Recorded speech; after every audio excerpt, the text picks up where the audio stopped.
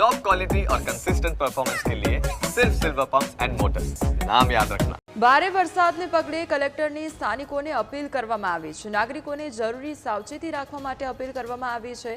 ઇમરજન્સીની સ્થિતિમાં કંટ્રોલ રૂમનો સંપર્ક કરવા માટે અપીલ કરવામાં આવી છે।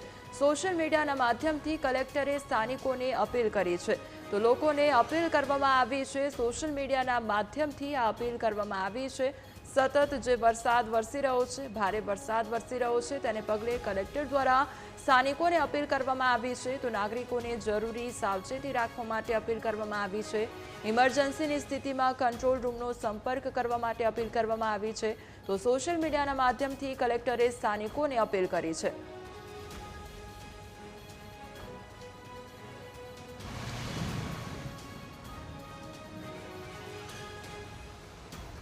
પ્રિકોશનના ભાગરૂપે અમે અમારી એસડીઆરએફની ટીમ, મહાનગરપાલિકાની ફાયર ટીમ, કંટ્રોલ રૂમ તમામ એક્ટિવ છે। જ્યાં જ્યાંથી અમને રજૂઆતો મળી રહી છે ત્યાં અમે અમારા જે ટીમ છે એને મોકલી રહ્યા છે ને જરૂરી જે મદદ છે એ પ્રોવાઈડ કરી રહ્યા છે। સાથે સાથે આ પાણી જે છે એ સિટીમાંથી અને ઓજત નદી વગેરે મારફતે વંથલી છે, માંગરોળ છે, કેશો છે, એટલે કે ઘેડ વિસ્તારમાં પહોંચતું હોય છે અને આથી એ તાલુકાના જેટલા પણ અમારા ગામડા છે એના સરપંચ, તલાટી તમામને અત્યારે એલર્ટ કર્યા છે અને એ લોકોને પણ સાવચેતી રાખવા માટે અહીંથી સૂચના આપી છે। તો અમારી સાથે સંવાદદાતા સાગર જોડાઈ ગયા છે। સાગર, જૂનાગઢમાં સતત વરસાદ વરસી રહ્યો છે, જેના કારણે રોડ રસ્તા પર પાણી વહેતા થયા છે। બીજી તરફ જે સોનરખ અને કાળવા નદી છે તેમાં પૂર આવ્યું છે।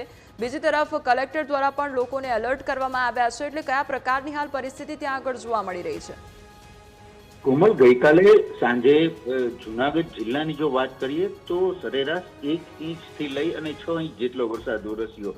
ખાસ કરીને જે ગઈકાલે સાંજના જે 2 કલાક હતા એ ભારે હતા એવું કહી શકાય। ગઈકાલે સાંજે 6 વાગ્યાથી લઈને 8 વાગ્યા સુધીમાં જૂનાગઢ શહેરમાં 3 ઇંચથી વધારે વરસાદ વરસ્યો, જ્યારે ગિરનાર પર્વત ઉપર 6 ઇંચ જેટલો વરસાદ વરસ્યો। વિસાવદર તાલુકામાં છે તે 4 ઇંચથી વધારે વરસાદ વરસ્યો। તેને કારણે સોનરખ નદી અને જે કાળવા નદીમાં પૂર આવ્યા હતા। દામોદર કુંડમાં કહી શકાય કે નદીનું એક રૌદ્ર સ્વરૂપ જોવા મળ્યું અને આ જે પાણી હતું એ જૂનાગઢ શહેરમાં જે કાળવા નદીમાંથી થઈ અને જે વહેતું હતું તેને કારણે જે આસપાસના રહેણાંક વિસ્તારોમાં પણ પાણી ફરી વળ્યા હતા।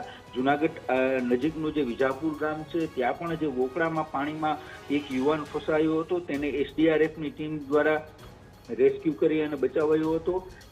રવિવાર હોવાથી લોકો છે તે સ્વાભાવિક રીતે સાંજના સમયે ફરવા નીકળતા હોય, પરંતુ સાંજે જ મુશળધાર વરસાદ વરસતા વહીવટી તંત્ર દ્વારા લોકોને ઘરની બહાર નહીં નીકળવા અપીલ કરવામાં આવી હતી અને વહીવટી તંત્રના અધિકારીઓ, પછી એ ચાહે કલેક્ટર હોય, ડીવાયએસપી, કમિશનર સહિતના જે અધિકારીઓ હતા એ પણ ભવનાથ વિસ્તારમાં નિરીક્ષણ માટે નીકળ્યા હતા અને લોકોને બિનજરૂરી ઘરની બહાર નહીં નીકળવા સૂચના આપવામાં આવી હતી। તંત્ર છે તે એલર્ટ મોડ પર છે। હાલ એસડીઆરએફ, એનડીઆરએફ અને ફાયર બ્રિગેડની જે ટીમ છે એને એલર્ટ મોડ પર રાખવામાં આવી છે।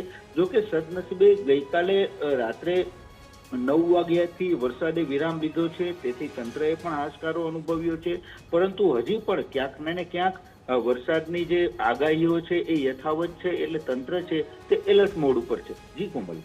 જી સાગર, સમગ્ર માહિતી બદલ આપનો આભાર।